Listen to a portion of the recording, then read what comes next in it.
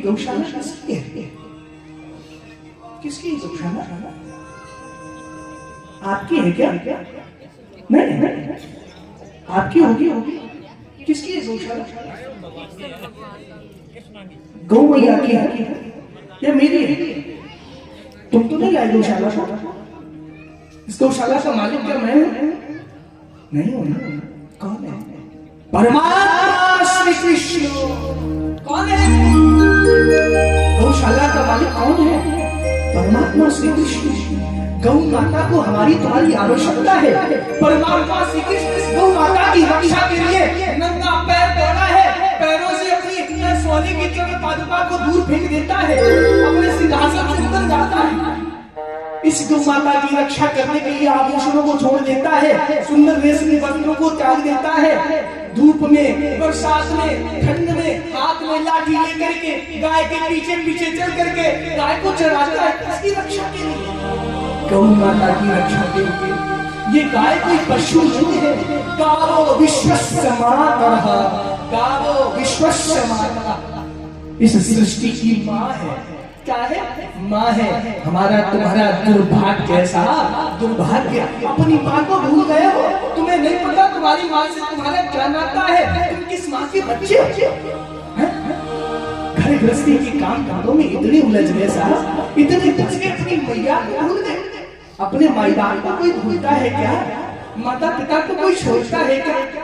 माँ तुम्हें बार बार पुकारती है। क्या तुम्हें गौशाला की दशा दिखती नहीं? गौशाला का हाल दिखता नहीं? भला अन्य गौशालाओं से हमारी गौशाला में बहुत सुविधाएं हैं, बहुत सारी व्यवस्थाएं हैं, लेकिन अभी बहुत सारी चीजों की कमी है। सामने कितनी जगह खाली पड़ी है।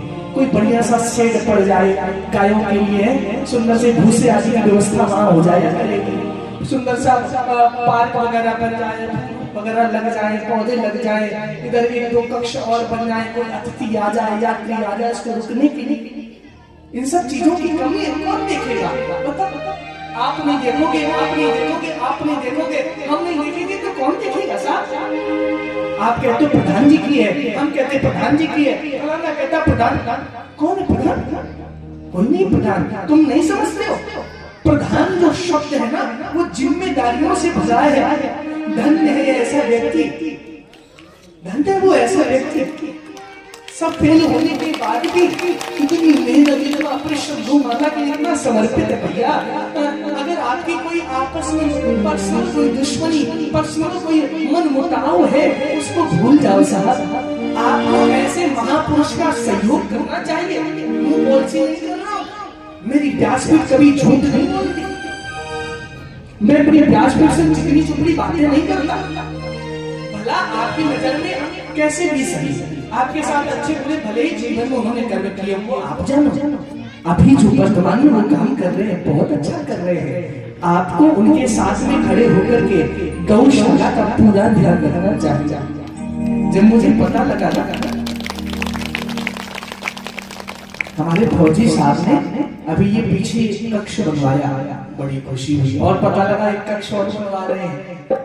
फौजी साहब को कुछ शायद पैसा मिलता होगा सैलरी के तौर पे, 20 लाख, 30 लाख, 40 लाख, 50 लाख। इस गांव में 400 से 500 घर ऐसे हैं जिनमें, मतलब हमें जो सुनने में आया, सरकारी बच्चे हैं, अच्छे अच्छे पोस्टों पर लगे हैं, अच्छे अच्छे स्तर के लोग रहते हैं। भगवान ने सभी को धन दिया है। किस लिए दिया है? बोलो बोलो। नई नई गाड़ियां बदलने के लिए, नए नए फोन लाने के लिए, ब्रांडेड कपड़े पहनने के लिए। बोलो बोलो बोलो भैया। या रोज शाही पनीर खाने के लिए? न साहब, आपको रोज शाही पनीर खाने के लिए नहीं दिया मेरे भाई बाप। ध्यान रखना, अगर परमात्मा ने तुम्हें नवाजा है, परमात्मा ने तुम्हें उस योग्य बनाया है, आगे बढ़ चढ़ करके भागो, आगे बढ़ो। आज दिन है आगे बढ़ने का, आज टाइम आया है, तुम्हें आगे बढ़ना चाहिए मेरे भाई बाप। एक सीख आगे। अगर बगल वाली मैया ने 100 रुपए दिए ना, तो सोचो कि मैं 500 नहीं दे सकती? मेरा पति साहब 50,000 की नौकरी करता है। अगर मैं हर महीने गौशाला में 1000 रुपए भी देती हूँ, कुछ नहीं करना। ऐसा अगर 200 लोग भी सोच रहे तो 2 लाख रुपया हर महीने का हमारी गैया मैया की बढ़िया से सेवा हो सकती है। लेकिन नहीं साहब, इतना कौन सोचता है? इतना कौन सोचता? देखो देखो समझदार लोगों को, मेरे भाई बाप, मैं आप लोगों से हाथ जोड़ता हूँ, अपने लिए नहीं, मुझे नहीं चाहिए, मुझे आप जो दे रहे हो ना मत देना साहब, अपने पास रखो। हमारी प्रार्थना बस मान लो। मैं अगर कहो झोली फैला रहा हूँ, आप लोगों के आगे हाथ जोड़ता हूँ, हाथ फैला रहा हूँ, आज मांग रहा हूँ तुमसे कुछ। गौशाला का ध्यान रखो, मेरी मैया का ध्यान रखो, हमारी सबकी माँ है। इस गांव पर जब संकट आता है ना, ये गौ माँ आगे आकर तो इस संकट को अपने सर पे, अपनी खोपड़ी पे ले लेती है। तुम पर संकट नहीं आने देती, कभी नहीं आने देती। उत्तराखंड में देखा था ना कितना भयंकर दुनियादारी होते जाता है, कुछ ना कुछ। अन्य प्रदेशों में देख लो, हाहाकार मची रहती है। राजस्थान और हरियाणा में बहुत कम आपदाएं आती हैं। कारण समझते हो क्या कारण है? यही एक कारण है, यहाँ पर गाय की बहुत सेवा होती है, गौशालाएं बहुत है, हर गांव में गौशाला है लगभग। जब आपके गांव के ऊपर कोई संकट आता है ना, गाय कहती नहीं, हमारे बच्चे दुखी ना हो, ये संकट हम पर आ जाए। लंबी बारिश आया, कोरोना में लाखों करोड़ों लोग मर गए, लाखों करोड़ों लोग। उस कोरोना महामारी से भी रक्षा गौ माता ने की। राजस्थान हरियाणा पर इतना भयंकर अभी संकट था, शायद उस संकट से हम कोई भी ना बच पाता, सब उस प्रलय के समुद्र में बह जाते, मर जाते। लंबी बारिश के रूप में मेरी गौ माता ने अपने खोपड़ी पे ले लिया, अपने ऊपर ले लिया, अपने बच्चों को परेशान नहीं होने दिया ना साहब। बच्चों को ये कहा भैया तुम खुश रहो, तुम हमारी सेवा करो या ना करो, पर तुम्हें मैं तकलीफ में नहीं देख सकती। कुपुत्रो चाहिए क्वचित कुमाता न भवति, पुत्र कुपुत्र हो सकता है लेकिन माँ कुमाता नहीं होती। बोले गौ माता की जय हो, ये सच्चे दरबार की। गौ माता हमेशा अपने बच्चों का ध्यान रखती है। गौ माता हम सबकी माँ है, जगत माँ है। ये हम सब भारतवासियों का दुर्भाग्य है जो गौ माता को अभी हमारी जो सरकारें है ना पशु कहती हैं।